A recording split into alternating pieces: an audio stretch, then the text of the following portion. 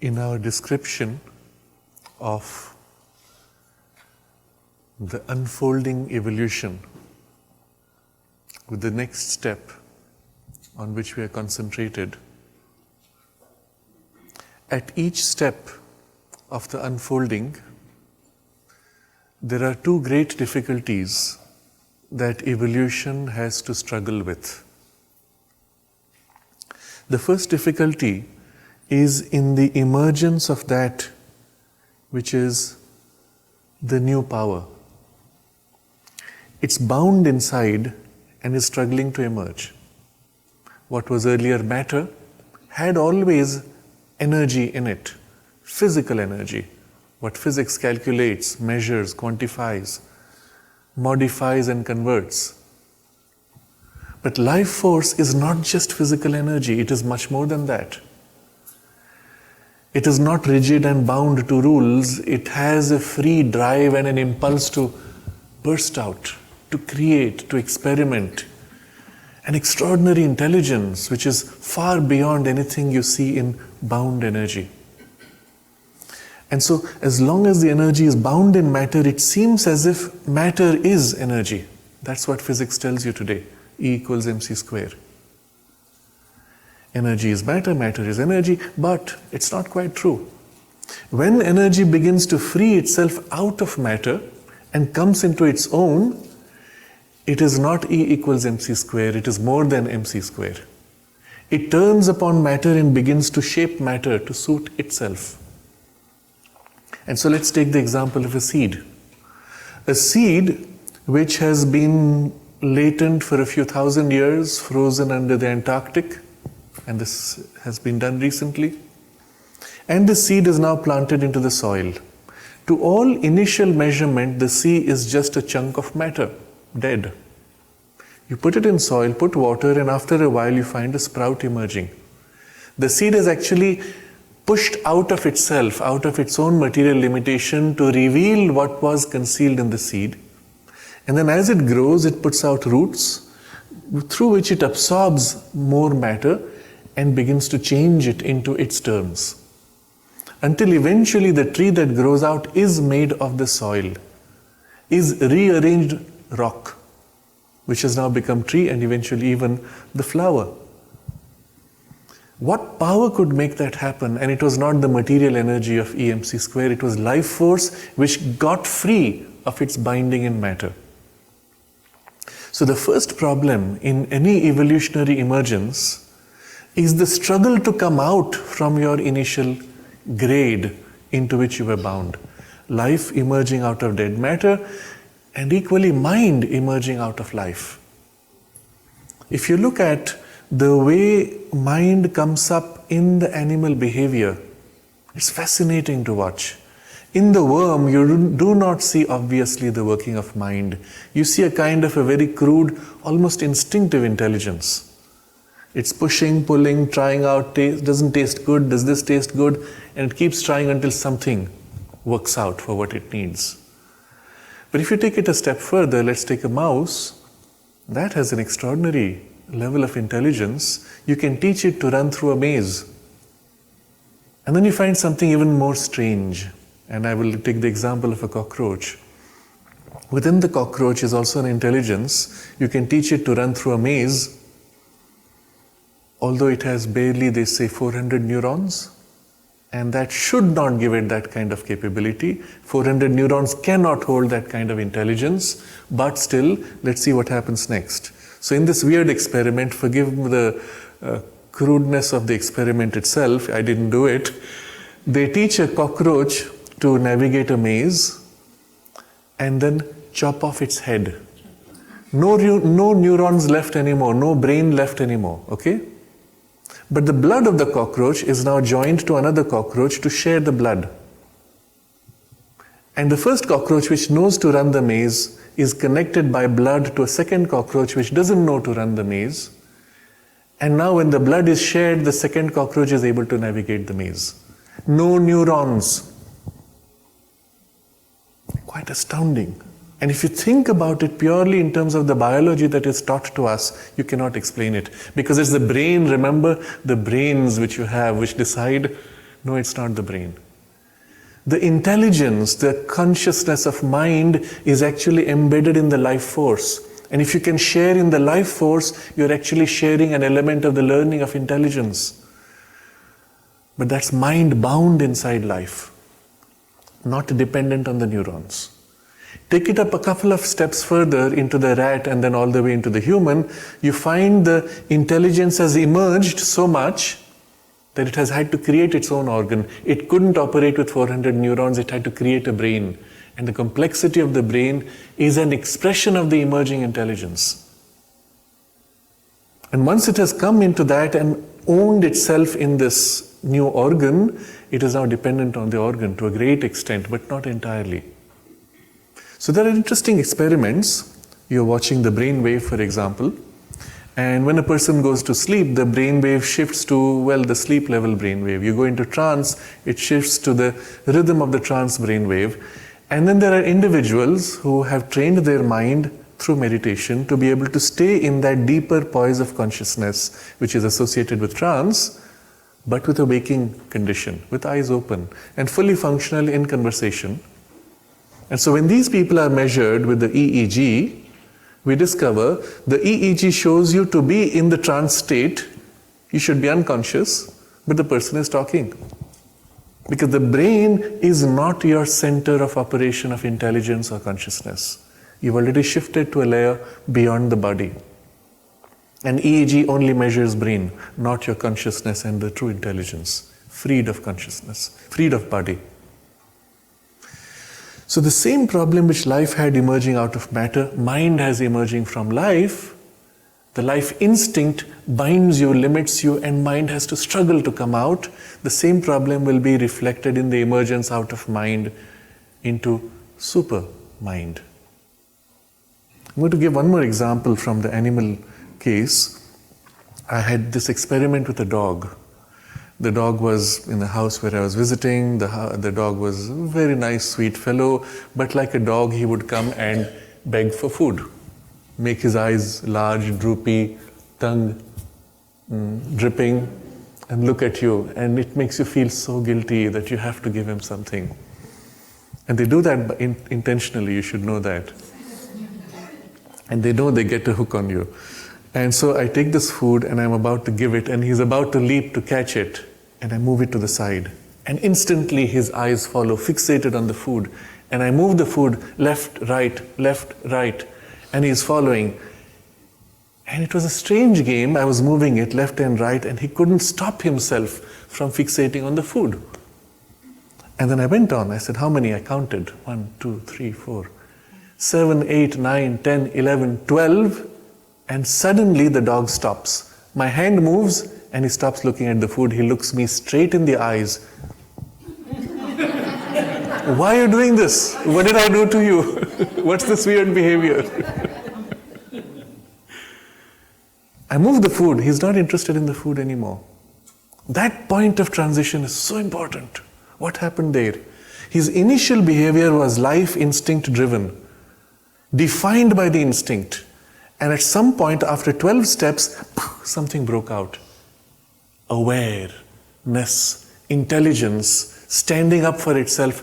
What's happening? What to make of this weird situation, which does not fit within the framework of my life instinct. Where was that intelligence? It was half asleep inside the life impulse. And when the crisis is so strong that life impulse fails, it pops up and reshapes the life impulse and then falls back. That's how you teach animals, by the way. You create a situation in which you lead the life impulse through its normal grooves, but every now and then the normal grooves are not sufficient to be able to learn something more, and at that point the groove fails and the true intelligence pops up. You show it what is required and it reprograms the life impulse, goes back to half sleep. And the same in the human being, by the way. If you look back at your own day, from morning till now, how many times did you consciously push out your awareness and make a conscious choice? Most of the time, our responses were automatic, instinctive, mechanical. Even our conversations. Consider how many times you greeted people with a good morning. Are you even conscious? Do you remember? And of those, how many times did you actually wish them a good morning, and how many times was it a mechanical good morning? Your mind is somewhere else, you're thinking of something good morning. It's an instinct which has been programmed, so to say. A more complex instinct, but still instinctive. Or half conscious, maybe. That's why Sri Aurobindo describes the human life being somnambulist, as if you're sleepwalking. In fact, we're half asleep. We're in kind of a daze of semi-hypnosis. And occasionally the intelligence pops up. You trip, and even there's an instinct to stop you from falling. But then the intelligence wakes up. What did I trip from? You look back, and momentarily there's a will that says, I must watch out next time. And there's an impulse which the will puts, and then you move on. And the next time the impulse which has been programmed by your will pops up, and you're vigilant at that point, not consciously, instinctively again.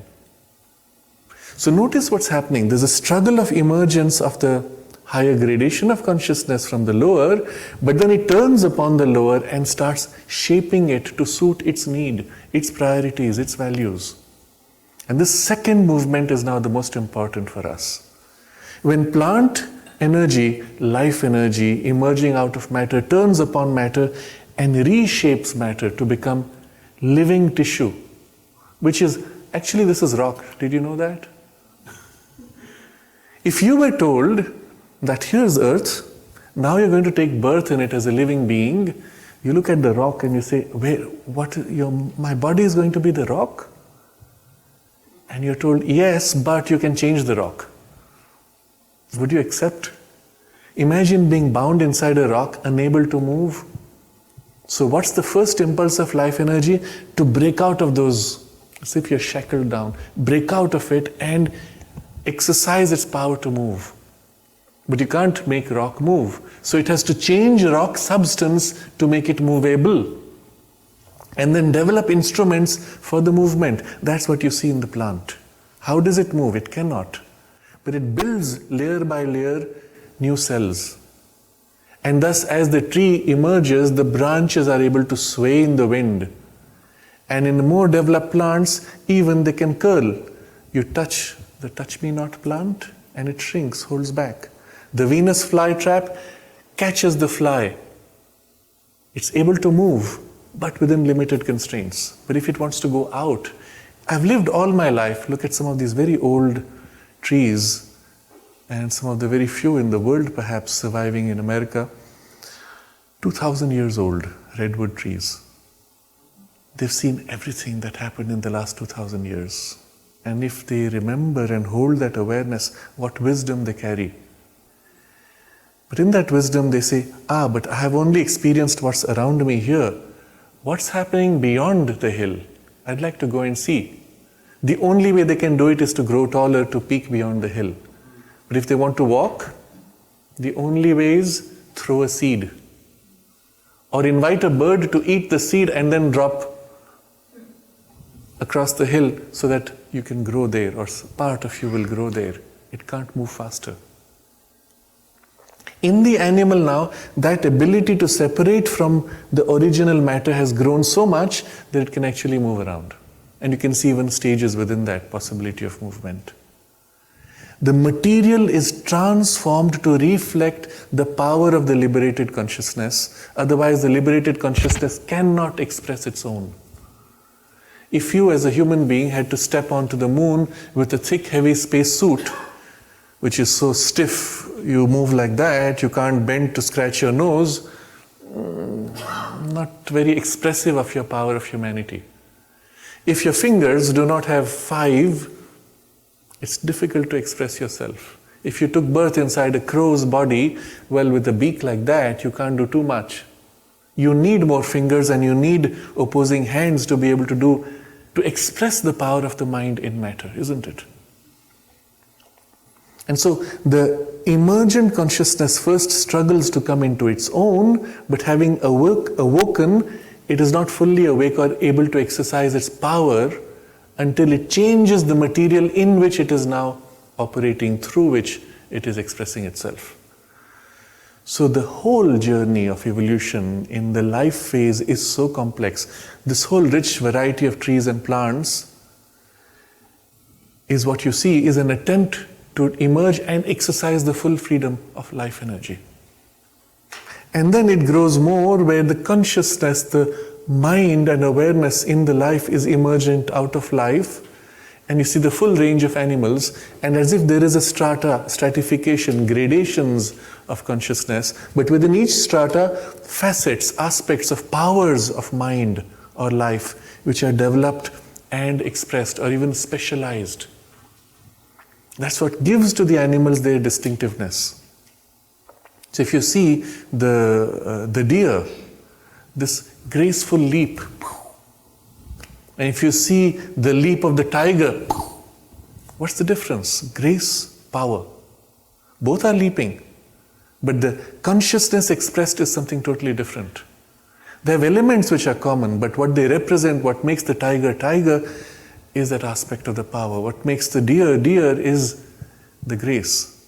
And this is the reason why when you see a human expressing these powers, you will say, she danced with the grace of a deer. You don't say tiger or elephant. Or he walked onto the stage with the power of a lion or the royalty of a lion. These are the powers of consciousness emerging. These powers were always there latent. But as they emerged and worked to develop themselves, they had to create, shape the form, create instruments and even organs. Why do we have 5 fingers in each hand? Why do we have 2 hands? If you go back to the need of the impulse of life force, you will see when life force acts, it needs to push against something. But if it simply pushes, that thing moves off. You need to push on one side and pull on another side to be able to act. An action which is positive and an action which is negative have to simultaneously work to act in any way which is effective with precision. You had to have 2 energy impulses in any action and oppose active and passive. So you have 2 arms. And then as the arms enter to act, they have to grasp, to hold, to manipulate. Kara is the root sound. Hand is kara in Sanskrit. Kriya, action, comes from that same root. The action itself requires how many elements? You're familiar with the concept of 5 elements because when the oneness of the divine consciousness reshapes itself to become the fullness of this multiplicity of distinct forms, it undergoes 5 gradations of self-modification before it reaches what we call the material divided appearance of the world. And so any experience has within it a mix of 5 degrees of self-modification of the original consciousness. And so any action would have 5, let's say, aspects to the action which make it complete and perfect. And somehow that gets represented in the fingers. And the quality of energy in each finger corresponds to those 5 impulses, or the 5 elements as we call it. Interesting. Now, if that be the case, you can actually feel the energy of each. Feel the power, what the thumb represents to you subjectively, as an energy, as a feel of consciousness, and feel what the index represents. And the skill that they carry is also commensurate with that. The thumb is much more the aspect of something firm, rigid, resistant, willful. Whereas the index represents maximum skill. The center, middle finger, is the longest of them all. It is the tallest, as if the leader, the guide, when the hand moves forward, it's the point of first contact. And the other 2 are almost like supports. They don't seem to play an obvious special role. You see, in the Mahabharata, the 5 princes, the Pandavas, are all born from 5 deities who have impregnated a human woman. And Bhima is this power, the life force of the thumb, the will power, as in palmistry. The index is Arjuna, the skillful one. It's the one who really does the stuff. The middle one is the tall elder brother who holds the wisdom but is ineffective in himself unless he takes help of these. And the other 2 are almost like support systems, Nakul and Sahadev. you think about it, the symbolism is not just, oh, here it looks similar, let's put it together. There's something much more profound. It's in the very nature of the emergent energy that it would organize itself in this way. And therefore we have 5 fingers. You see, in evolution, the birds have 3. 1 at the back, 2 in front. And there are many animals which stop with 3. But if mind has to come into its own and be fully active in its power of expression to do what it wants without hampering and limitation, well, it will become 5 fingers. And once you recognize the principle behind, you can actually say, anywhere in the universe where mind emerges out of life, if it has to come into its own fully, it will develop 5 representative points of action.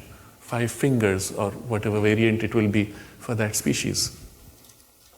I'm showing you something very important here, and we're going to see how it works into the next level of our evolution. So mind coming into its own has had to go through this struggle. First, to come into its own and become self-aware mind. How many human beings do you know who are actually conscious of themselves as a self-aware center of action? Perhaps we ourselves were not as children, isn't it?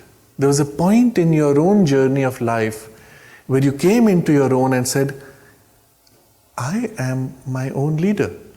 I don't wish to obey it just because you tell me to do something. I want to follow what is my innate drive. Often in teenage, one goes through that rebellious phase. It's an attempt to make a first level of identity and individuality. But it's a first attempt, it's crude, and it's largely egocentric, desire-driven center. But later in life, you go through transitions again. Often this happens for many people in the early 30s. You begin to question, what am I doing with my life? And at that point, you come into your own now differently. What do I really want to do?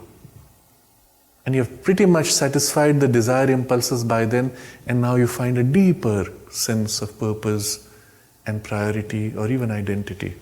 And then once again, one hits a similar point in the late 40s, when suddenly aging sets in, you find your body degrading in ways that you never thought possible.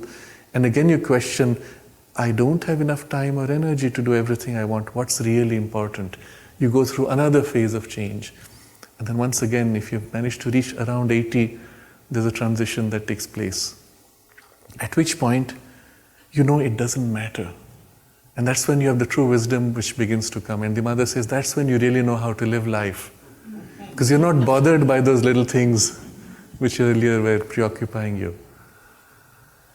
But this emergence of the mind itself coming into its own, but then being truly free, not hampered by the desire impulses, not hampered by instinctive drives, not hampered by lesser priorities which belong to the life domain proper and not the mind. That takes time.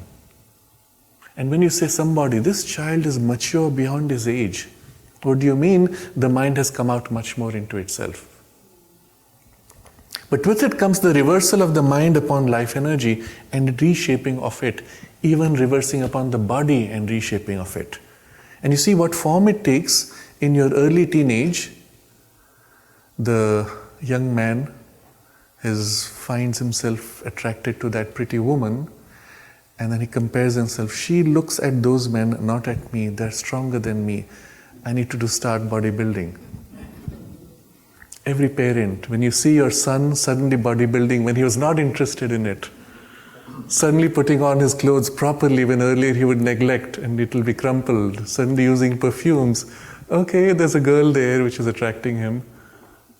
What are you trying to do? You're trying to reshape your body appearance, but also capacity. And sometimes it comes by an instinct.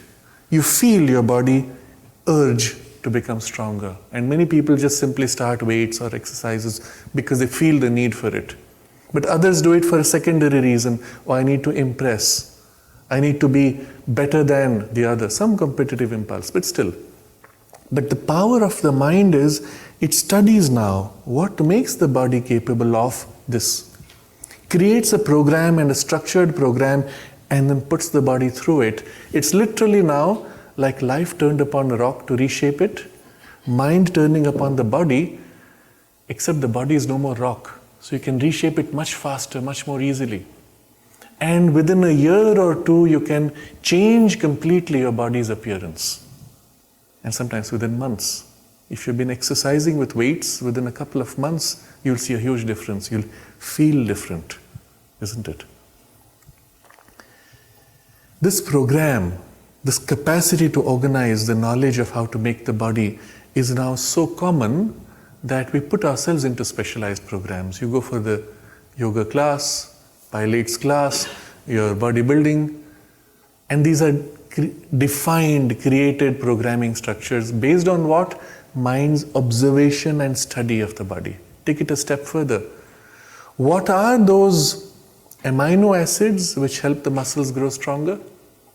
And studying those with the mind again turning upon your biological process, you take supplements which make your muscles swell up or more supple or whatever. And then you realize, with all the strength of my body, I'm more like a bull in a china shop. Not good enough. Stiff, rigid. I need to make it supple, I need to make it conscious. And so you start a different kind of training. Bringing mind into body. Very different process. First was shaping the body to some idea of what you think you should be or feel, which is still in the life energy part. But now you're infusing mind into your body to make it conscious. I'm going to give you one great example of a bodybuilder, perhaps one of the greatest in recent times, Arnold Schwarzenegger. At the age of about 10 or 12, he was the weakest person in his school, sickly, falling ill all the time, thin, skinny. No way you could have said he has the genes for a strong body. You see, often our body form is a reflection of the habit of inheritance of the genetic influence. And this guy is the very opposite of a strong person. But something inside him says, I want to be the strongest man in the world. Fortunately, he didn't share this with anybody. If he had, the first thing would have been ridicule. It was impossible. But the impulse is not even from the mind, from the soul. From deep within, something says, this must be. And the power of the soul is far greater than the mind. When it puts its will, the mind moves, the emotions move, even the body begins to shape itself. So he goes through a disciplined self-development and training program. Very quickly, within a few years, he becomes strong in his muscular stature. But, again, because it was led by the soul, it was not just bulky strength, he developed body awareness. He practiced on one side bodybuilding, the other side ballet. Strange. What is the focus on ballet? Making the body supple, conscious, and expressive of the mind to such a degree that you forget it's a physical body. It feels like, looks like a feather or a dream which is moving in form. If you've seen the movement of a ballerina, just the swirl of a drift like that, and it feels as if it's a piece of smoke almost. There is no inertia. There's no dullness of matter. It's literally mind which has taken form and is floating around expressing these things. Well, that's the peak. You can also express other more grounded and dense qualities of powers of mind or consciousness. But that it can lift to that extent that in the moment of the leap, it feels as if the body is frozen in midair for a moment before it falls back. It's almost as if pausing without gravitation. If you've not seen these things, just watch any expert ballet and you'll see all these wonders. But see it now with these eyes. It's the mind lifting the body into pure mental powers. And so he's developing both sides. And every year he was Mr. Universe, 7 years in succession. And he beat the others so much, by such a large margin, that he stopped attending the Mr. Universe competitions to give a chance to younger people to win. What did he do? What was his secret? There are many interesting stories about that, many interesting interviews. I'll share with you two things. There were also other competitive elements. He would go to his rivals and make comments to make them feel inferior. That's still part of the instinctive animal part. But the two parts which relate to the spiritual insight. The first, he said, if I have to develop a single muscle, I develop my whole body.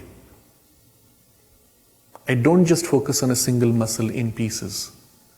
You see, the whole movement was an integral body leaning to develop one muscle. There was always this underlying sense of oneness of the body consciousness engaged.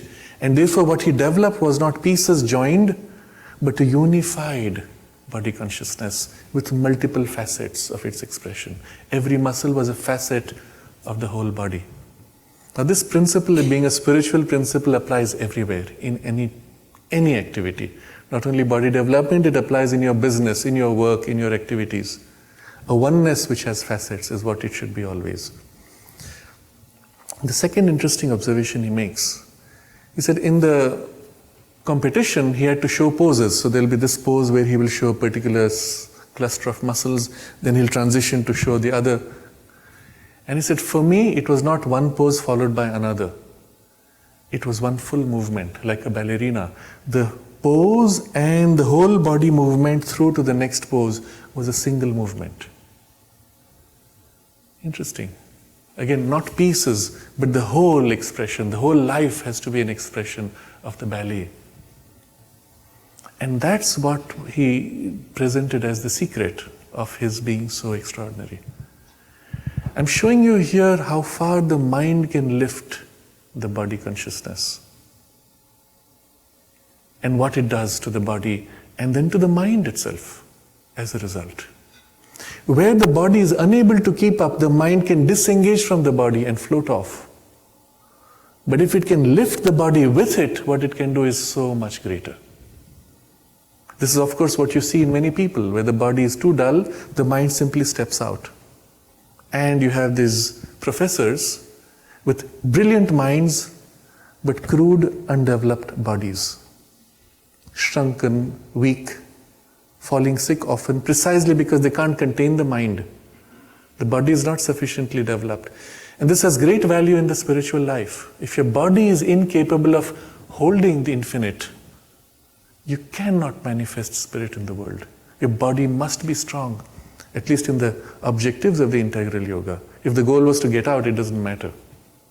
In fact, a weak body is useful to get out of it.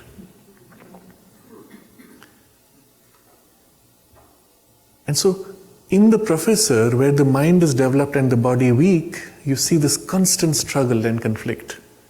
When the body becomes too weak, it pulls down the mind, and suddenly the fellow becomes dull.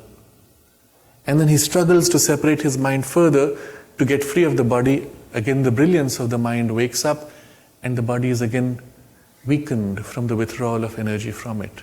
It's a pull, a struggle, a tug of war in which eventually both fail. Such a person is unable to manifest the wonderful ideas he has. At best, he can be a consultant, he gives his ideas, somebody else has to execute. But the person who executes again translates into his terms, so the ideal weakens and is not perfectly expressed. If you want an ideal to go all the way down into the most physical expression of it without distortion, it has to be in a single movement, in a single body or collective body also.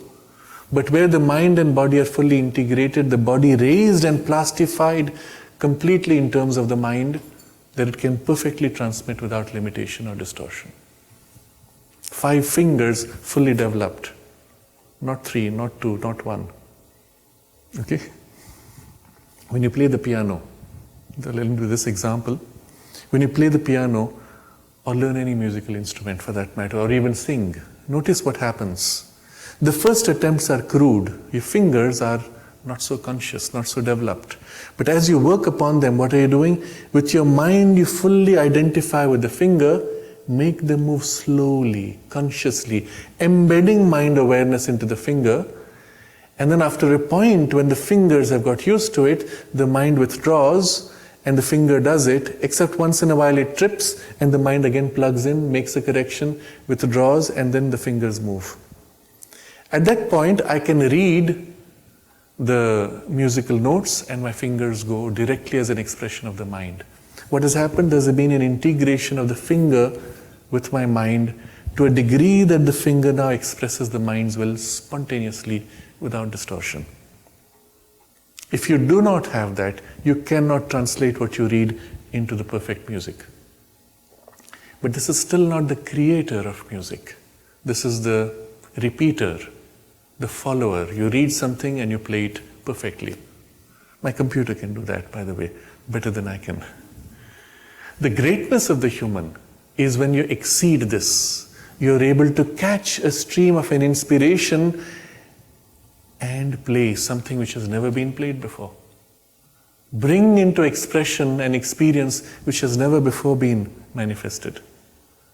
And there what happens? It's no more your mind. Your mind becomes an intermediary to the inspiration, the intuition. Something comes from there, the mind is now the vehicle through which it enters, and because your mind is integrated with your fingers, or your fingers integrated with the mind, it flows through into your fingers, and your fingers play. Now this is where it gets really interesting. So far what we have described is life energy turning upon matter, transforming it. First liberating itself, then transforming. Mind turning upon life and body, liberating itself and transforming it. And now the most important, and this is really the journey of the next step. Next step in evolution is beyond mind. The first thing you experience beyond mind is that thing we call intuition. And then the still greater powers of the spirit in layers thereafter. But in the first step, this intuition uses the mind as its link point. It has to come out of the mind, turn upon mind, reshape it, but we're not even talking about that. If your mind has sufficiently integrated itself with the body, the intuition can reflect in the mind with whatever distortion. Don't worry about it now. And then flow smoothly into the body. And there you have your great composers or musicians. Even if you're playing a pre-scripted piece of music, what the player brings into it is something unique. And that's what makes for a great player versus an ordinary player, or a computer for that matter. What makes the human being who plays a master versus the computer who's playing exactly, but without that? This element of something more that comes into the music, and that is always from the intuition through a mind integrated with the body. So the whole entire first phase of your musical training is integrating your fingers or your body with your mind. But the true music and the true mastery will be when mind now integrates with intuition. And the intuition uses mind as an in-between passage. And if that integration is made more complete, it's as if the intuition flows straight through without translation into the fingers and acts through the fingers. Now this is fascinating to observe. What happens here? The musician prepares himself. In his training, this integration has taken place to such a degree, the fingers have not just been taken up by the mind awareness, the intuition has taken them up. So where the intuitive consciousness flows, the fingers are perfect instruments. And so when you watch this person playing, he is not there. The intuition pours straight through into the fingers, and the fingers move, and the body moves. And the mind perhaps carries along and says, oh, this is so beautiful. And he himself is not doing it. At least he doesn't experience it like that. He experiences himself as a transparent instrument to something higher. Now when you describe it in these terms, it's almost obvious. This is the way it should go. This is how all training should be, not just for music, in any field, even in gymnastics. If you watch an Olympic gymnast, and let's look at the first great gymnast who hit 10 out of 10, Nadia Comaneci, I believe it was. And subsequently, she was the first to reach that. Subsequently, if you don't reach 10 out of 10, you don't even join the Olympics, almost. How is it suddenly the numbers grew? In the human evolution of the species, one person attaining to that level of perfection with the intuition flowing through the mind into the body in the full movement of the body's gymnastics has set a template, a first precedent that ripples out through the collective consciousness into the rest of humanity, making it easier for others. If you remember, for many decades, the 1 minute mile or 4-minute mile, sorry. 4-minute mile was a big achievement. It was impossible even. Biologically, they said it's impossible. So, well, keep at it, but you won't get there. But it's a good thing, it's an objective towards which you work. And then one day somebody achieved the 4-minute mile. And it was a great achievement after decades of effort in humanity as a species. And then the next year there were 2 people who hit 4-minute mile, and the next year more and more and more. Until today it's not so difficult anymore. This is telling us something very important. An individual's effort, however difficult, whatever you realize, whatever you achieved in terms of integration of a higher consciousness with your mind, life force and body, affects immediately the species with which we are plugged in, because we share a kind of a collective species mind, species life, even species physical consciousness. And an individual can become a precursor for the entire species, which makes it easier for the rest of the species to follow. And the same thing we will see is true equally of the spiritual development and the spiritual transformation of the body, mind, life. But I'm already jumping ahead. Let me pause and explore this connection a little more. Intuition. This intuition is an extraordinary power which is more than the power of the intellect. It's not mind thinking. It's mind knowing without needing to think. It's not even mind as we know it. It's not reason. It bypasses reason, goes straight and knows. The difference can be described in this way. When mind wants to know something, that's how we are. We start by recognizing I don't know. And out there is the knowledge that I need, which is missing. And so I turn to look outside, looking, is it this, is it this, is it this, is it this? Ah, there I've got it. That's how it goes. And then you take in what you know, what you've got, and internalize and say, now I know. Now something very important is happening here. First you ask yourself, how did you know where to look? You have a problem. I don't know how to do this. How do you start looking? Do you try every possible thing coming before you? That's what the Google search does, by the way. If you search for a keyword, Google has a hash table. It looks up 1, 2, 3, 4, 5, 6, 7 until it hits, there it is. Now I know. But do you do that? If I ask you, do you remember your first day when you entered college or high school or kindergarten, whatever it is? Do you remember? Your mind goes pop, it picks up the memory, right? You did not have to go backward through all the days of all the memories of your life to come to, this is the one it is. That's what Google has to do. That's the computer. That's not your mind. Your mind turns with the intention to know, and in the very act of turning with the intention to know, from inside the memory pops up. Who made that memory pop up? Who went through and drew out that knowledge? There is a deeper working of the mind which already knows everything that you want to know. And the moment you ask and turn in asking, it throws up what you're looking for. That power which is behind is not mental, or it's some deeper power of the mind. And it has a very interesting quality. When you remember, you know it to be true.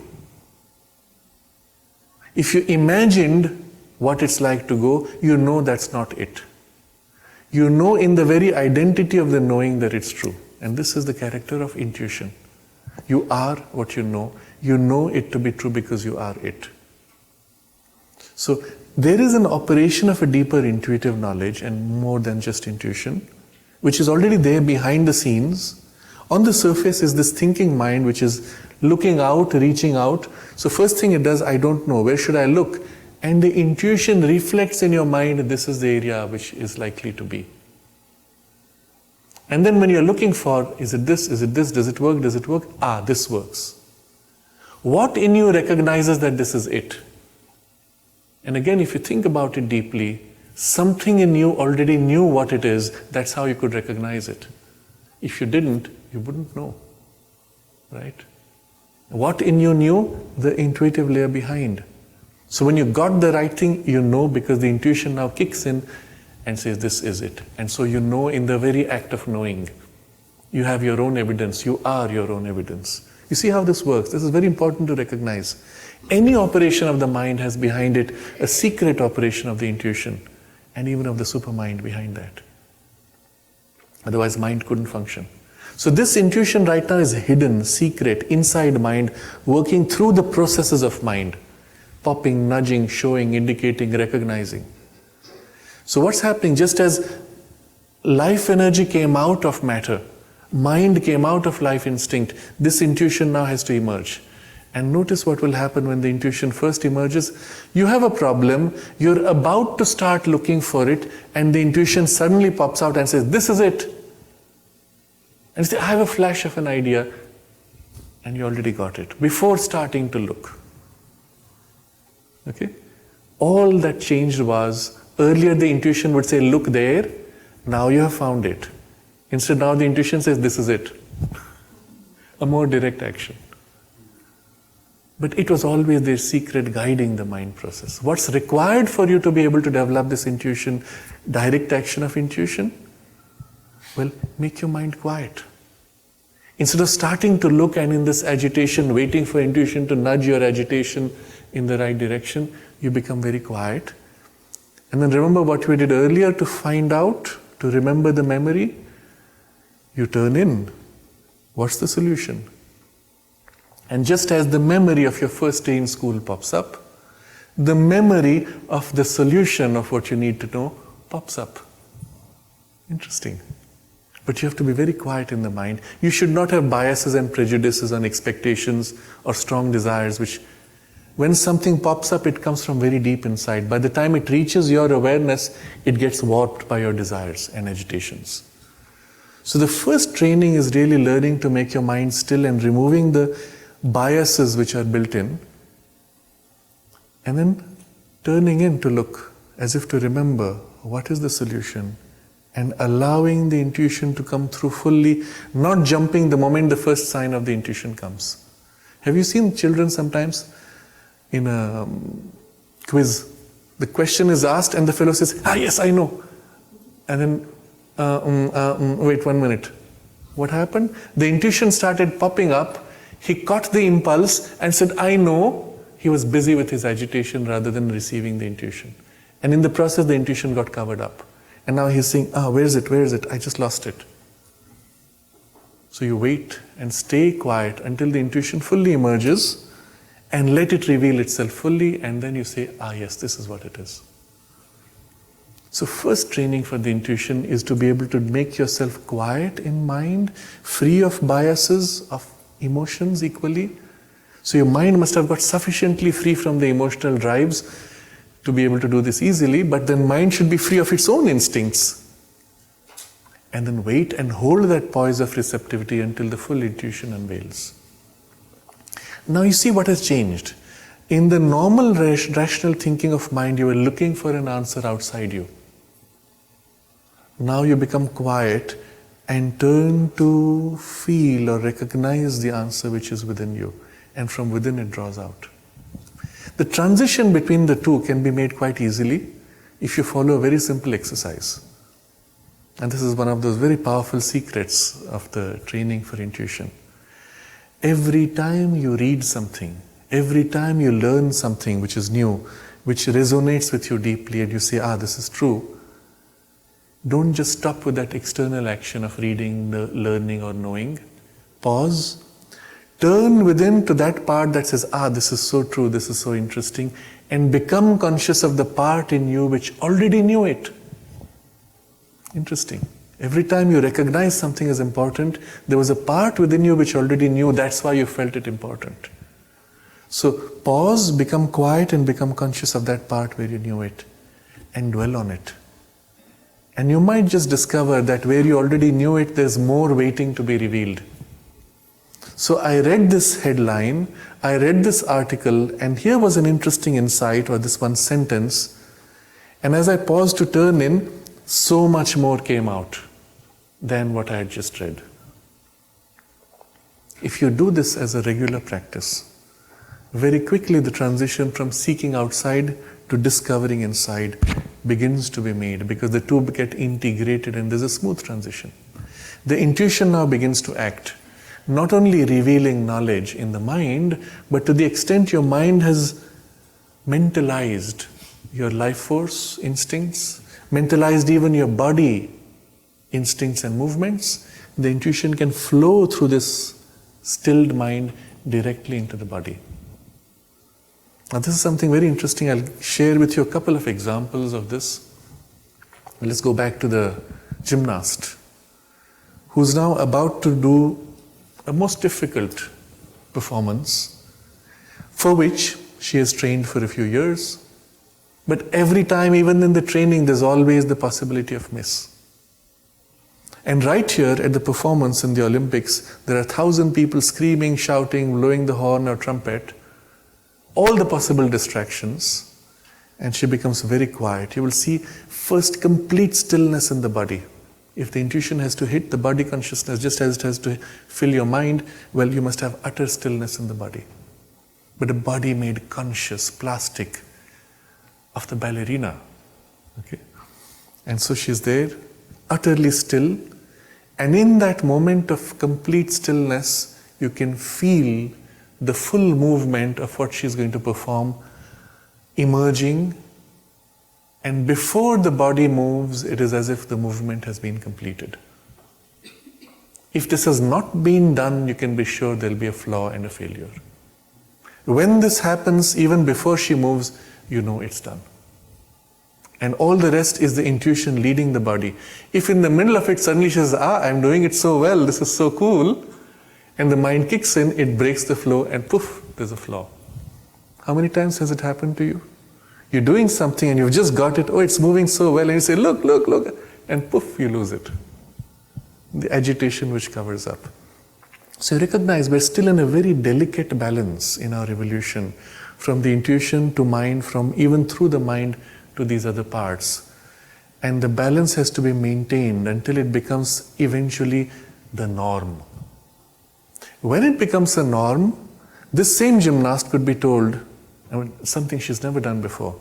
You're going to do a cartwheel and a back somersault, and during the back somersault you'll do a side flip. Wow, no one has ever done that. She's never done that. But if she becomes very quiet and knows in her body's intuition what she needs to do, it's already done before she does it, she does it. Now this is something so deeply ingrained in the body consciousness itself. Somewhere in the body we know before we can do whether we can or cannot do. If you're going to jump across a gap, a ravine, there's a deep pit below, before you jump you know that you can or cannot. And if you know you cannot, well, you cannot. If you try, you will fail. But if you can bring into the body consciousness the knowing that I can do, and the intuition fills it, and you let it do, it will do it.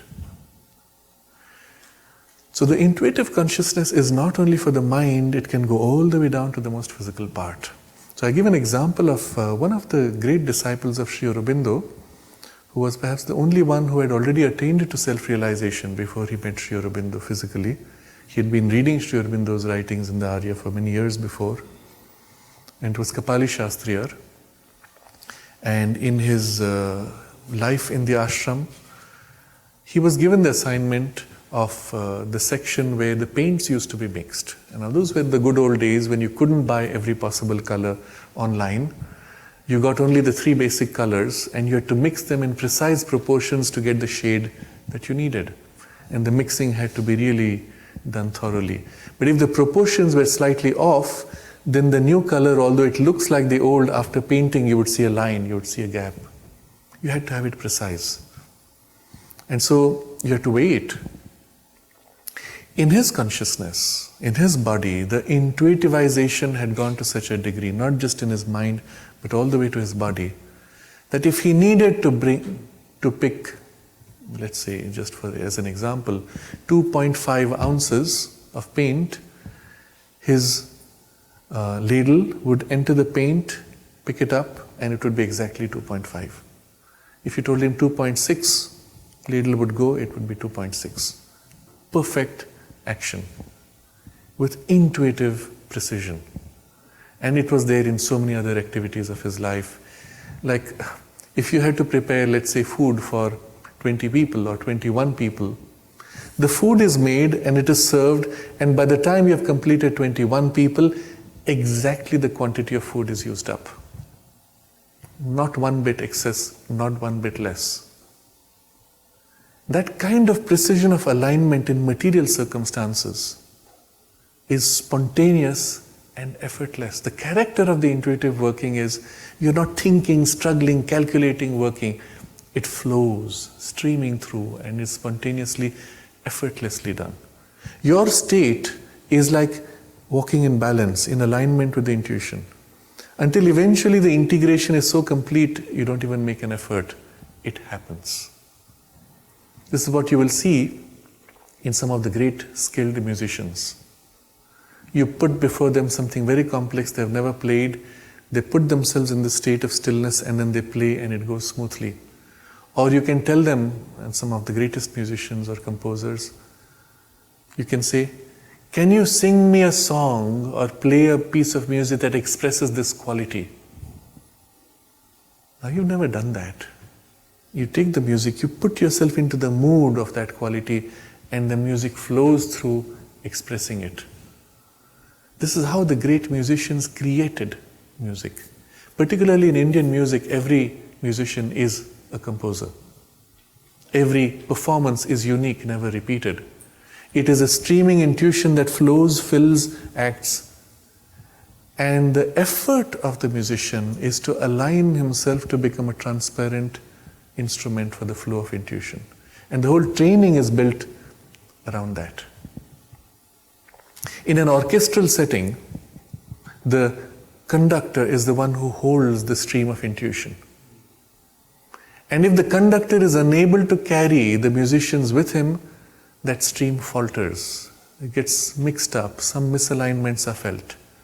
And so there are two elements. He himself must be transparent, but then he must be able to plug into the collective consciousness, and up there he joins with the intuition, and through him it flows through people. And sometimes he senses this particular set of instruments is going out of sync or is about to go out of sync, because that's the intuition knows beforehand.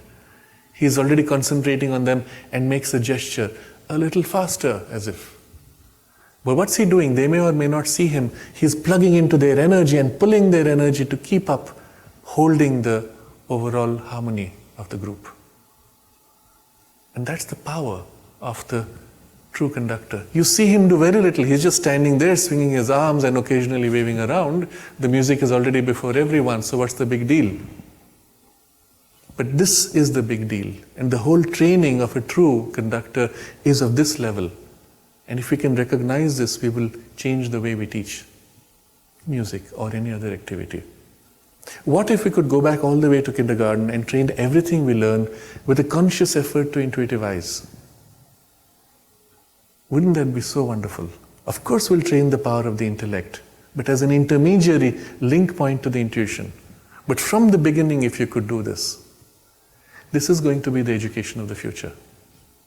Increasingly, as we recognize the value of the intuition and are able to tap into it consciously, and we recognize it in others, in the collective consciousness we will say, but this is so necessary. What can you do without intuition? Nothing of worth. I'll give an example. In business, there's an interesting experiment which was done. 100 CEOs sitting around a table were given an envelope each, sealed envelope, and they were told, there's a number written inside the envelope, try to guess what it is and write. Guess, nothing else, just try. Okay, sounds weird, they've never done something like that, they write.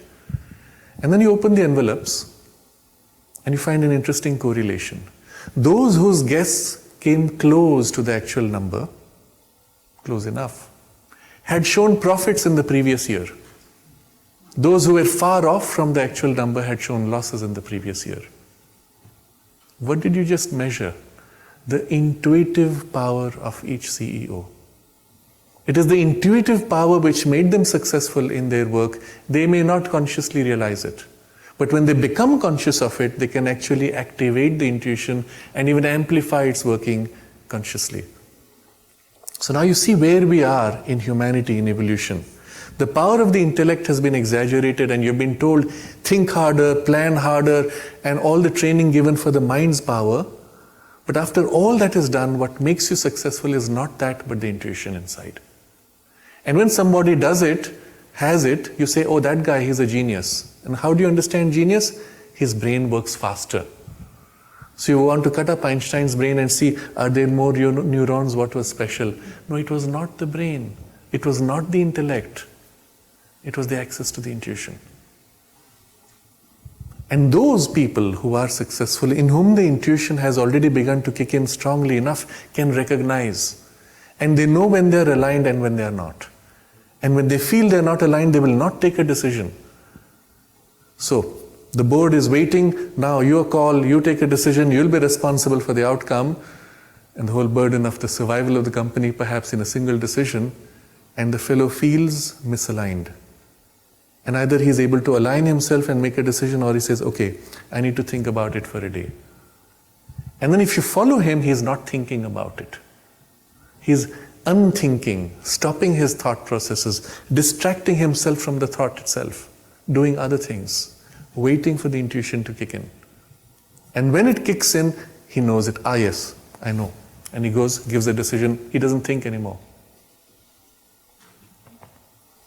This power needs to be consciously recognized, named, and then assisted in its emergence. So now you see the power of intuition. When it turns upon mind, it can bring into it any knowledge. It can bring into the body even perfect action. But something even more. It can bring into it a power of effectuation which is not there in the life energy. I'll give a few examples again. This was an example from narrated to us by the person who was head of the Department of Physical Education in the ashram. And he was told by the mother, this evening you'll play tennis with me. And the man says, I'm sorry, I've never played tennis. And the mother says, don't worry, I will give you the capacity to play tennis. Ever heard of something like that? Doesn't make sense. I'll give you the capacity to play.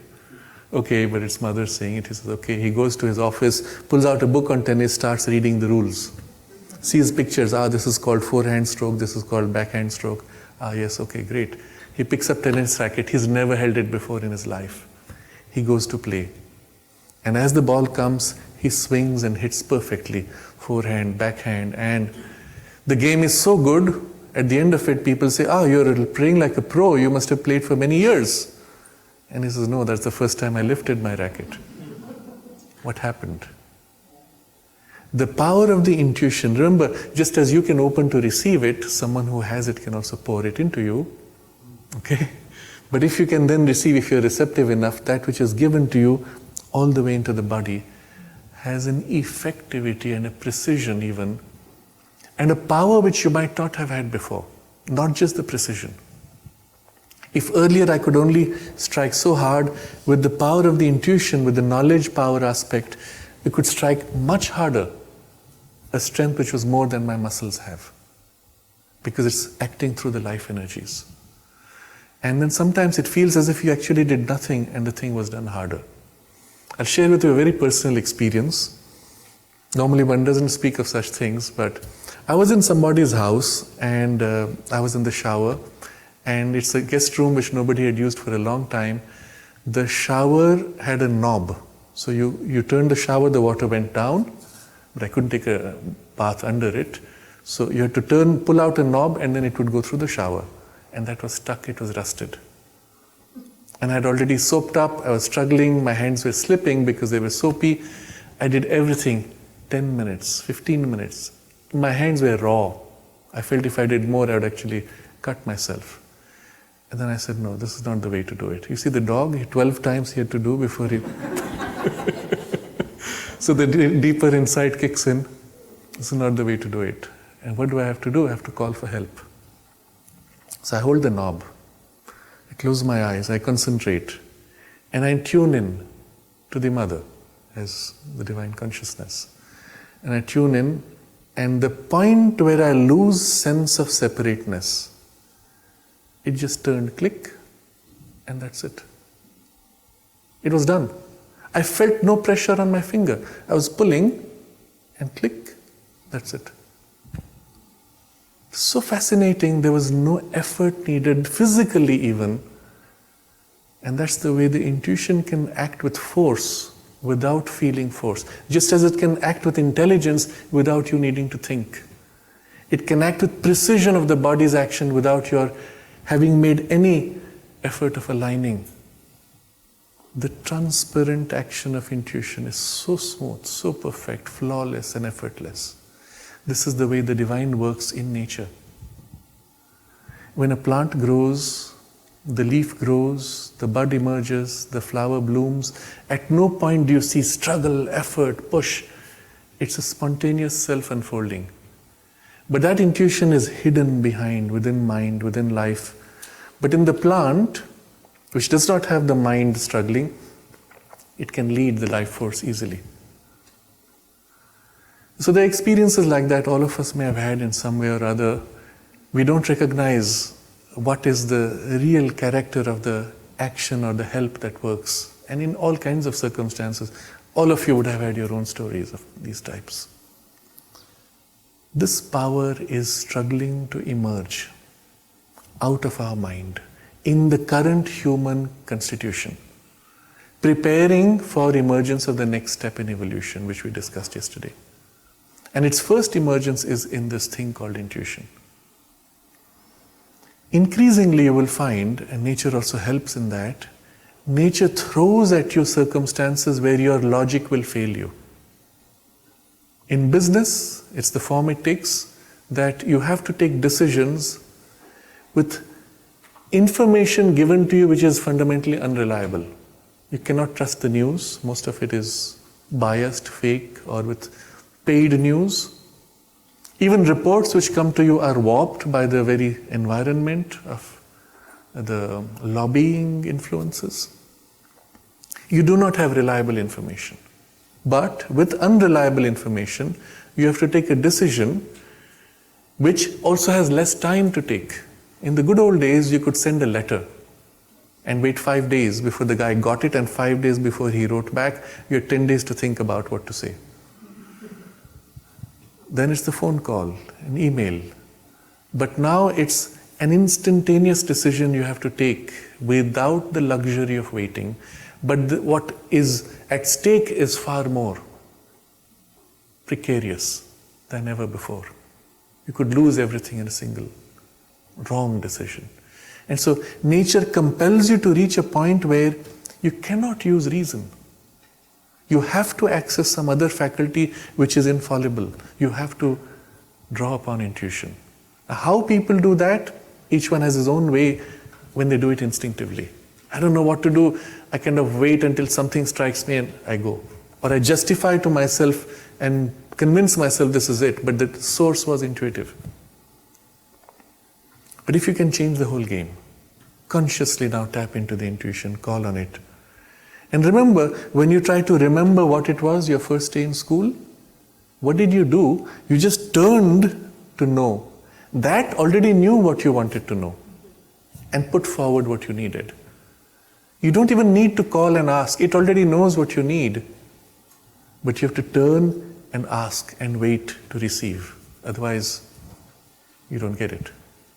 So this practice and the basic requirement to receive, which is to become very quiet and still and stay in stillness, are all basic training programs for developing intuition. In fact, Sri Aurobindo describes 4 processes or 4 exercises for developing intuition. The first is training your mind to become quiet and holding it quiet for as long as needed, whenever required. So work on this, and it's not difficult. The second exercise, he says, is shift the center of your thought. You're thinking, that's how we are.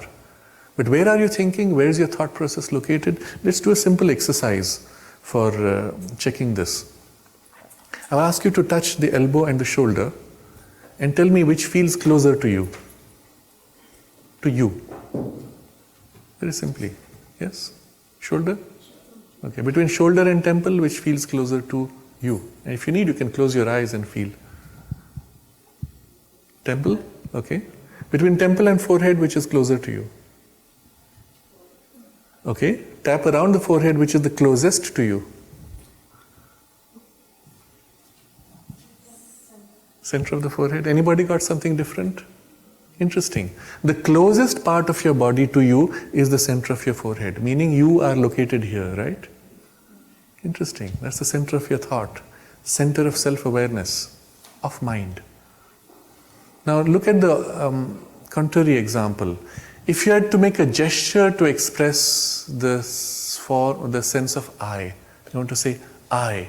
How do you do that? I. On the chest. You don't hit your head and say I. When you have a problem, you say, oh my God. Okay? But here is I. So there are two different I's. What's the difference? What do you feel subjectively? What's here and what's here? Here is the center of thought awareness. I am conscious. But here's sense of identity. I exist. Interesting. And it's not in the emotions. It's actually behind the emotions. There's one more center though, which is the center which you experience when you have fear. You lean from the top of a building and you look down and the fear pulls you back. Where do you feel it? Yeah? Stomach, as if something here pulls you back. The body center, body consciousness is located here. Emotional consciousness here, but behind the emotions is the identity, your soul center. And here is the center of thought, self-awareness of mind. Where is the intuition located? Interesting. When you describe an intuition coming into your thoughts, how do you describe it? Something came in, something dropped in. I just had a brilliant idea and you felt it dropping in. Even we use the vocabulary, it just fell into my mind. So it's somehow above, somewhere here as if. And you'll notice, in fact, the point where you feel it is just a centimeter above the top of your head. Somewhere here. If you were to put your finger there in the air, you'll actually feel like, oh, something is touching me quite intimately. It's a strange feeling. But that's the center of your intuition. And the center of your thought being here, behind the forehead, from there it drops in. So, what would be the rational thing to do if you wanted to center yourself in your intuition? Well, shift your awareness here. So that's the second exercise Sri Aurobindo recommends. When you have to think deeply or be creative, well, become very quiet in your thought and shift the center of awareness there. And from there, think or exercise your awareness in whatever way you need to. Or if you're centered in the head, from here you turn up as if to receive from there the insight. So simple way, you have a problem, you don't know the solution, make your mind very quiet and then turn up and wait for the insight to drop. And suddenly, plop, it drops. I say, oh wow. And that's why even when we speak of streaming intuition, the movement is like that, from top down into you. Intuition can touch other things, even speech. I don't know if you've ever had this experience. You're going to speak. You had planned to say something very specific, and as your mouth opens, completely different line of words come out, and you say something totally different. Yeah. And where did it come from? But it led you, and often it did better than what you had thought you could. What you were planning to say might have put you in trouble. Well, you were lucky, the intuition took over, but it can operate through any of the centers of consciousness originating here. So the second exercise for developing intuition is shift the center of thought here. And one of the side effects or benefits of this is you no more experience brain fatigue. You see, when you think a lot, after a while your brain gets tired. When you shift here, you can think all you want, you're not tired. Or when you're tired, you have brain fatigue, but you need to work, at that point you shift your center, you find, I'm quite fresh here. My brain is tired, but here I am conscious and free. Very interesting. Even if your body is sleepy, you can shift up and, my thought power is in fact more free, more wide, more plastic, more elastic, able to see more broadly, more widely, more penetrate more deeply. And so there's a whole shift in the very quality of thought, even in this shift of the center. There's a third exercise he suggests. And this is aligning your will to this intuition. What happens when you do some work? Say, okay, I'm going to do it, and I do. Remember the gymnast? What did she do? She removed herself from the picture and let the intuition do. So the third exercise is this: make yourself very quiet. Do not initiate it. You are not the doer. You become very quiet and still and stay in a quiet aspiration for the intuition to lead, or the divine guidance or influence or grace, whatever vocabulary you want to use. And it initiates, and let it lead thereafter. This evening we will all have the Ohm Choir. So most of you have been there. Those of you who have not, it will be an interesting first experience. And you'll notice, often Narad will tell you that anybody can start. And then we are quiet for a while, and then somebody starts. If you observe carefully, often the person who starts is waiting to do, and okay, he said quiet, let's start. Okay, boom, he starts. That's not how it should be. You make yourself completely quiet and transparent and wait, not for you to start, but for the intuition to start. And when that happens in a collective, you'll often find 2 or 3 people spontaneously starting at the same moment. Interesting. And then you recognize that there's an action, a collective action of the intuition in the group. And then the group becomes as one instrument with many voices. But this would apply to everything you do.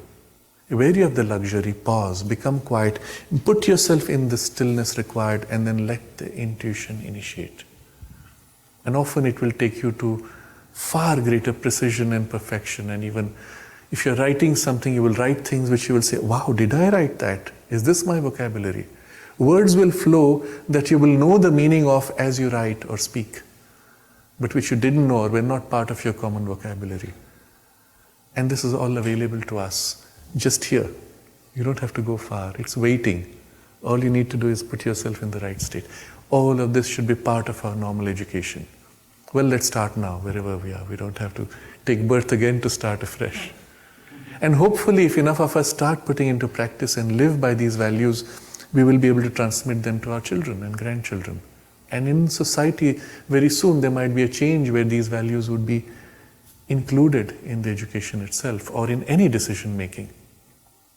If you have to make a collective decision together, it's not one person who's responsible. Go through all the discussions, let your mind exercise fully, all the arguments, pros and cons, understand everything, and if by then it's not obvious what's right, then you know you have to access a higher knowledge. Become very quiet. As a group we do it. All of us become completely still and go through this poise of receiving the intuition. And if we do it together, you'll find, interestingly, in the collective there will be this emergence. Yes, we know what needs to be done. And there's equally not just a knowing, there's a perfect alignment. Where earlier we were in conflict, someone was pro this, another was pro that. In the intuitive insight, we are in alignment, yes, and we work together as one single team. So there are many implications of this effort to intuitivize, and the intuitivization can go all the way through mind, through the emotions, through the life impulses, even into the body consciousness.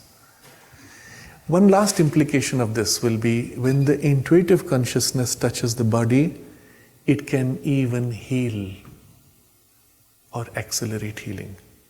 Because in the very cells of your body is the same problem. The effort to do in a harsh, struggling way. What's healing after all? Things falling back into alignment, into harmony. And the more you struggle, and the more of us who are struggling, the more chaotic we tend to become. We don't fall into harmony. If truly you need to fall into harmony, it will not be by a forced struggle. It will be by kind of letting go into that which is already holding the totality. And only the intuitive consciousness can do that. And so even in the cells working of the body, when you can bring that touch of the intuitive consciousness, there's a kind of a peace and a stilling, and with it a rapid healing. And sometimes what we will call miraculous. But what is miraculous for the physical consciousness is normal for life energy. Remember? Plant is itself a miracle on matter, which for what is impossible for the life is what is miraculous for the life is normal for the mind. What is miraculous for the mind is normal for the intuition. And so when the intuition acts, you say miracle, but for intuition it's normal to bring spontaneous harmony and alignment. So there are massive implications of the intuitivization of our life. Now, look back at what we discussed in some detail of what it is about to mentalize the animal inheritance that we have. All of our modern civilization, civility, emergence out of barbarism to culture is nothing but the mentalization of our instinctive animal drives. Food has been lifted up into an art form.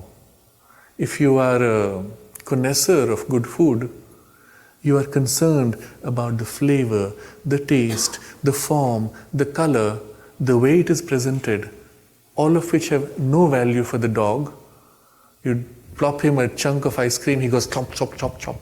That's it, licking his food, looking for more instinctive drives. But here is a completely mentalized experience. And if you lift it above mind one more step, spiritualize the experience, treat it as something sacred. From the moment you begin to prepare the food in alignment with a higher, perhaps intuitive consciousness, or with your heart, a consecration or devotion, every step, every action is infused with that. Into the food is a new quality of consciousness, which you can taste. Commonly we speak of this as TLC, the secret ingredient, tender love and care. But what is that really? It's the love that flows into the food that you prepare. Contrast that with the food prepared in a state of anger or conflict or hatred. And the food will taste strange. It will make you upset. It will make your stomach upset perhaps even. But what the intuition brings into it, or something of a higher, any aspect of the divine consciousness, and especially the devotion and love and consecration brings into it the harmony and beauty of the divine consciousness, has the healing quality, nourishing, deeply nourishing quality. And there's this whole industry today of what are called supplements. Why do we take supplements? Because your body doesn't have enough. But that enough was already present in the food you ate. The food had enough. Your body couldn't get enough out of it. You take supplements, so you boost the quantum, and the body still takes 10%, but you've boosted the quantum of it in the food, so maybe body takes a little more, which works for a few weeks. And then the body as if makes out, oh, there's more, so it cuts down. India has, perhaps being in the tropics, has the largest quantum of sun perhaps. The commonest deficiency in India is vitamin D. Strange, isn't it? And why? Because something inside the system is not absorbing from the food, something is not responding to the sunlight to actualize and convert. So the problem is not nutrition, the problem is absorption. What determines absorption? Now you come to the core question. The cell's relationship with the food from which it absorbs. Now, if in your energy of the body, I hate being in this place, what's the energy turning to? Pushing out, blocking. And if I'm eating food, I hate eating this food. What's the energy doing? Turning, blocking absorption from the food. In the intestines. Hate is right here, remember? Where do you feel hate? Not in the head, in the belly. From my gut I hate, right? And so the absorption is blocked because there's a rejection of the energy, of the qualities being absorbed. What do you need to correct? Shift the energetic balance, shift the relationship with the food, embrace to reach out and draw. Or even deeper in a root, it may be the sense of a lack. I don't have enough in my life. I'm eating all the food I want, I gorge on the food, but somewhere inside me, I don't have enough. And so, inability to absorb. What is needed? Correction at the energetic level. Now, the implications are so extraordinary. As more and more of the higher consciousness of harmony, of spontaneous realignment, placing in right relation begins to fill you, all these things begin to get corrected. And the first symptoms will be this hatred, this tension, this conflict, division, instinctive push-pull begins to thin out, fade out. And instead there's a peace, a quiet, a harmony, even a quiet joy which begins to fill. And with it, all the biological processes fall into line. And suddenly you find you're more nourished, your body is more healthy, things are more in balance, your hormones which were spiking every now and then are more stable. It all connects to that finally. So the implications are enormous, just as we mentalized all the human life, and I took the example of food, the intuitivization of our mentalized human life will have enormous consequences for all activities.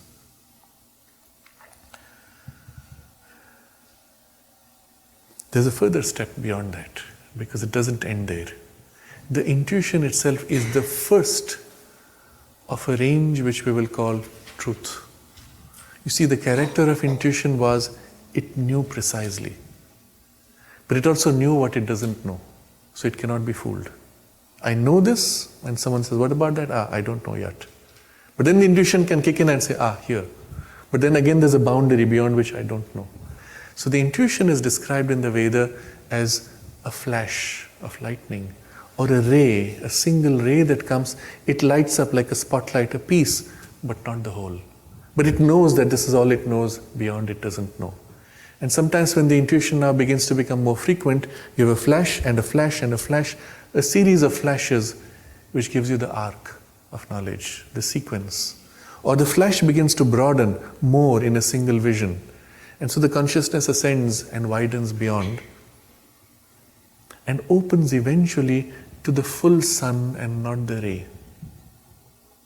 It is that which we have described as the supramental yesterday. The fullness of that revealed truth. And the intuition is the first link, the first point of contact. Below intuition, reason, logic, human mind is reflected light, not true light. That's why it does not know whether what it knows is true or false. But when intuition kicks in as the first single ray, you know what is true, you know what is not. And when that widens and grows, it becomes more and more complete. That's the full ascension into the supramental. Now notice, if intuition could make such a huge difference all the way down to the most physical part of you, the supramental can make an even bigger difference. And so Sri Aurobindo speaks of supramental transformation. What we have looked at so far was life turning upon matter in a life transformation. Mind turning upon life and matter to shape them into its terms as a mental transformation. And then intuition coming in as a first ray of the supermind as an intuitive transformation all the way into the body eventually. In equal way, the supramental consciousness entering the mind can fill it with light and knowledge and even power of knowledge. Far more. It's like an ocean filling where intuition was just a ray. It can fill equally your life energies and a power to act which is massive in scope, because it is a power of infinity, and even in your body all the way. And if intuition can heal, that can not only heal but literally transform the working of your body, organs and tissue, even down to the cells. And the full scope of that is still beyond our conception. But you can simply project a little bit beyond what intuition could do, and you already get an idea. This is the direction which will complete the next step in evolution. Remember, every step in evolution had two phases. One was the emergence of the new consciousness into its own, but still it's not able to fully and freely act if the instrument it has to act is inferior and not responsive to it. So the second step was turning upon mind, life, matter, and reshaping, recasting, transforming them into its terms to now fully and freely express. That's when the evolution of the next step is complete. So every step in evolution has had the struggle to emerge and then the turning back upon and reshaping and transforming. And the next step is fully completed only when it goes all the way to the supramental consciousness, now turning upon and transforming mind, life, matter all the way into the body, into its terms. How long that takes is not important. The full scope of its revelation, however wonderful it will be, is not our immediate concern. That we begin the process, that we recognize the process and begin it, even with the first step into intuition, that is our immediate concern. And then we know the direction. And every step thereafter is joy to greater joy, freedom to greater freedom, knowledge to greater knowledge, and fulfillment in action, in matter, in every detail of life to greater fulfillment. So this is the broad framework of the theme which I wanted to share when I put the question of the topic itself as what is transformation. So we have seen this on multiple levels, and this is the way Sri Aurobindo uses this term. Of course, today popularly the word is misused. Transformation is mixed with change. Oh, I experienced a great change. Oh, I am transformed. No. Transformed is when there's a fundamental change in the very character of the substance of your being, of your consciousness. Change is not transformation. I've changed my ways. I've now stopped smoking and now I'm eating healthy. That's change. That's not transformation. When your body experiences itself or your mind experiences itself functioning by a fundamentally different level of consciousness, by its different powers, that is transformation. So this is the true sense of it, and at least within this context we will be careful to use the word in the right way. So I'm going to pause here and invite your questions or comments freely. Yes. Right now we have so many people, especially in this country, who are put into homes because they have dementia. They're 80, 85 years old, they're dement. Why? I don't understand that. Don't they think like you just told us to think? I have a friend, she's 109 years old. Mm-hmm. She's all there, she reads a book a week. Wow. And I lost the end of a poem in German and she gave it to me back, the whole thing. Now how come she doesn't have dementia and it's at the age of 109 and so many people are here in homes who can't think anymore? Yes. It's a very important question because we see things like dementia, Alzheimer's, etc., debilitating mental diseases increasing in numbers on epidemic scale. And nobody wants to recognize the real cause. The causes are twofold. The solutions are also twofold. The first cause is physical, biological. The second cause is psychological. And therefore its solution also is psycho-spiritual. I'll touch upon the first. Increasingly we are poisoning our world. We're putting poisons out there. I watched while walking through neat footpaths, no grass, no plants just next to it. And I used to wonder, how is it they keep it so well? I don't see people cutting every now and then. And then one day I saw someone walking by with a spray. That's the solution. The spray was Roundup, one of the most dangerous poisons which leads to Hodgkin's lymphoma, horrible form of cancer, and many other illnesses. You just pumped it into the soil to keep the edge of your footpath neat, not recognizing it goes into your groundwater, it goes into the plants, it gets into your food cycle and then comes back to you. Since we are connected to nature, we are a part of nature, every poison we have put out there ripples out and eventually comes back to you. If you're eating fish, know that the fish you're eating is tainted with mercury, which our industries pumped into the ocean. When they started pumping them 60 years ago, people said, ocean is so big, it'll be lost in there. Or it'll go away somewhere. And eventually it's become so much, it's got into the fish, and the plastic we use has got into the fish and comes back to us when we eat them. Or plants, if you're vegetarian, it's the same thing. Punjab in India is the state which was the forerunner of the Green Revolution, and all the new hybrid foods were put there, and the whole technology of pesticides and stimulants for growth were pumped into it, and you had dramatic results of plants growing so rapidly in volume and weight, but lower in nutrition and higher in poison, which nobody talked about. And the result was, you eat the same food, you are malnourished. You have to eat twice as much or 3 times as much to get the same nutritional content. Meanwhile, if you eat twice as much, then there's so much more of the carbs which come in, which ruin your health, create diabetes. But the poisons, meanwhile, are getting accumulated into your body. There is a poison called DDT, which is banned in the United States for use, not banned from production. So the industries in the United States produce DDT to be sold in India. And the problem with DDT, why it was banned in the US, was that when it comes into your water or food, the body absorbs it and cannot distinguish between DDT and fat. So it stores it as fat into your body. And over time, the DDT grows to a level where the town where I live in Pondicherry, which is relatively cleaner than anything in Punjab, has higher levels of DDT in a mother's blood, in a mother's milk that she gives to her baby. The blood level of DDT is so high it goes into the milk and is poisoning the newborn baby. Where did it come from? Well, we produced it. We dumped it out there. Will we stop? Do you see any sign of stopping? People talk about it, but nobody's stopping. No government will do it.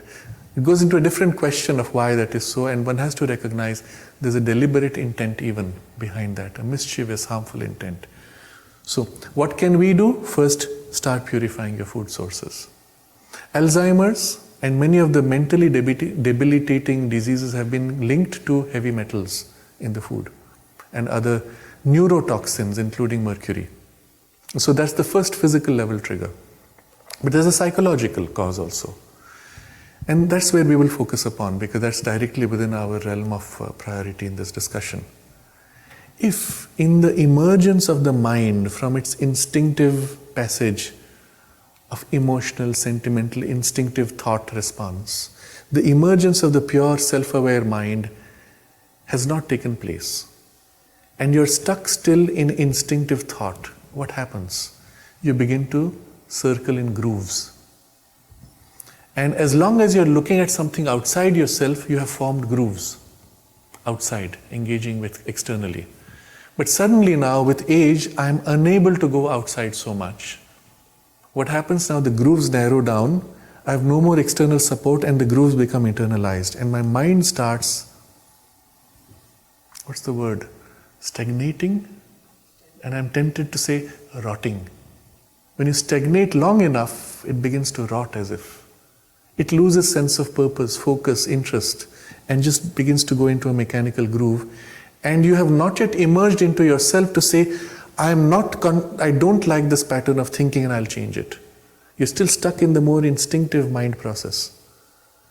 And so as you slip into this groove, you are helplessly bound into it until at some point, I'm so lost in my internal mental world, somebody comes and says something to me, I barely have enough thought power to respond, yeah, okay, do what you like, and I'm back into my whatever condition you would describe it medically as. But you see what has happened? There's been a degeneration of the mental powers because you could not pull yourself out sufficiently to take charge and prevent the degeneration. The same happens with your life energies. If you remain seated all day or lie down all day, what will happen to life energies? They don't flow, there is stagnation, and then they as if rot. And with it the decline of vitality, decline of health, and everything follows. What do you do to break that? Get the person to step up, walk, jog, do activities where the energies are flowing, regenerating, exchanging with nature until fresh energies kick in, and suddenly all that bounces up. The life force and health bounces up. But the same thing is true of the mind. Now what we see in the evidence of tests is those who engage themselves in creative learning do not have this decline. But already to be able to engage in creative learning, your self-awareness of mind should have come out sufficiently that you can choose to do this. And so many people get into a groove, they are told, oh, you have to keep doing puzzles, that will keep your mind active. No. The puzzle is only keeping you in a groove, maybe a more complex groove. A new learning involves breaking out of the groove. Learn a new language. Learn to play a new instrument. Whatever you're able to do with your current biological capacity. But the new learning is what triggers growth of new nerve cells in your brain.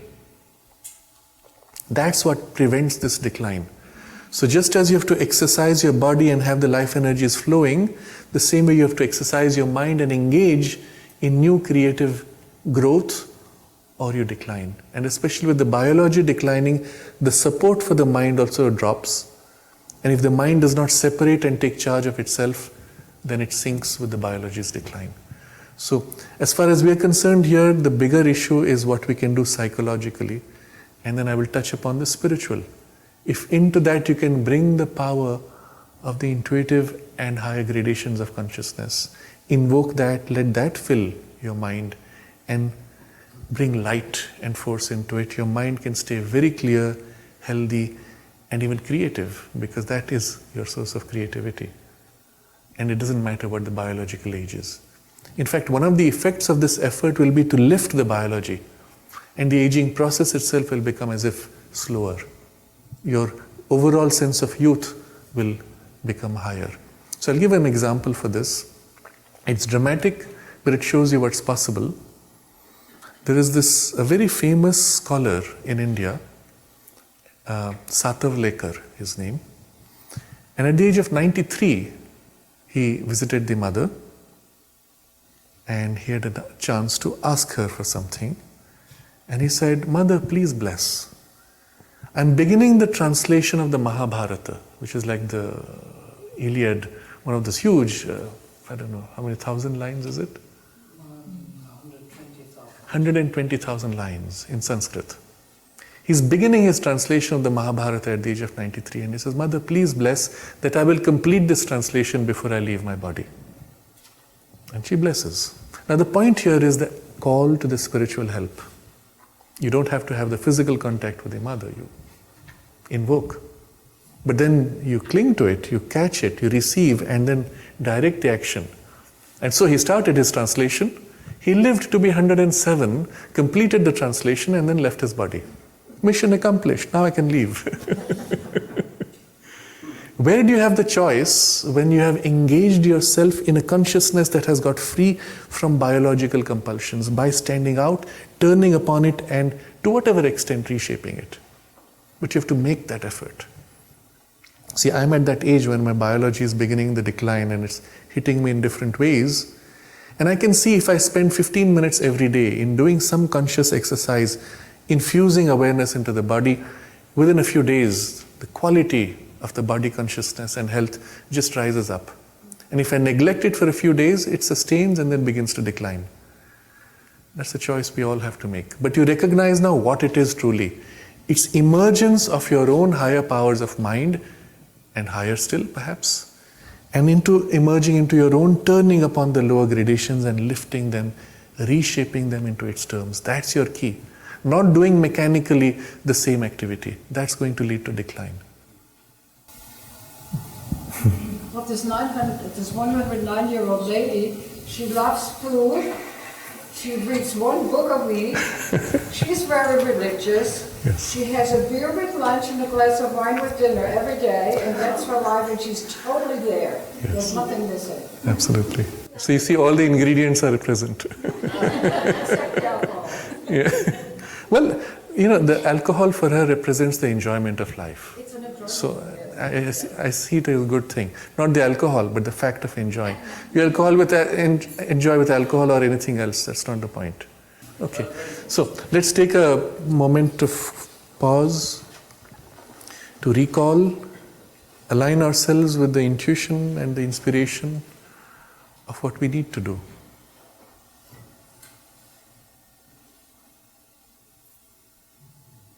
And the whole goal of our life is transformation by successively higher and higher gradations of consciousness.